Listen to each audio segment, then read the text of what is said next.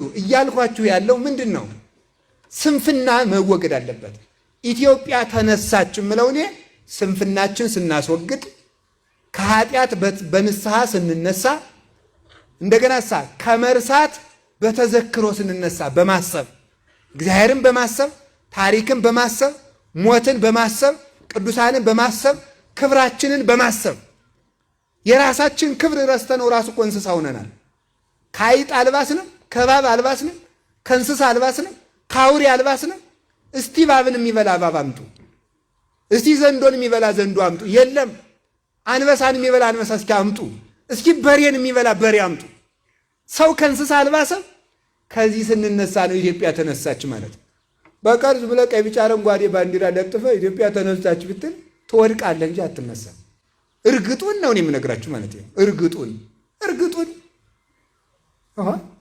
ነቢያት ሐዋርያት የተናገሩትን አባቶቼ ያስተማሩኝ ይሄው ነው። መጽሐፍ ቅዱስ ያለው ይሄው ነው። ብድግ ብሎ ኧረ ተው ቆይ መምህሮቻችን ይምጡ በሉ እንጂ እውነቴን ነው።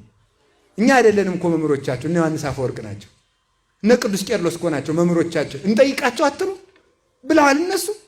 የቤተ ክርስቲያን ምልክት ስጋ ወደሙ መስቀል ድንግል ማርያም ናቸው እንጂ ይሄ ባንዲራ ነው። ደግሞ የምንወደውን ባንዲራ እንድንጠላው እኮ ነው እንዲሚያደርጉብን። ሰው እመቤታችን እንዲጠላት እመቤታችን በአብይ ጾም ብሉ ብላለች እያለች ያች ሰው እያስበላች ነው ሰሞኑን አሉ። አይደረስ ነው እመቤታችን ብላኛለች እያሉ። መነኩሴ እንዲጠላ መነኮሳት እንዲህ ብለዋል ይባላል። ባይታዊ እንዲጠላ ባይታዊ እንዲያደርገ ይባላል። ባንዲራ እንዲጠላ በባንዲራው ስም መጡብን። በጣም ችግር እኮ ነው እየሰሩብን ያለ። ስለዚህ ወገኖቼ ካህን እንዲጠላ አይደለ እንዴ? አሁን በከተማ ስትሄዱ እኮ ካህናት እንዲጠሉ ልብሰ ተክህኖ ለብሶ የሚሰክር ሰው ታገኛላችሁ።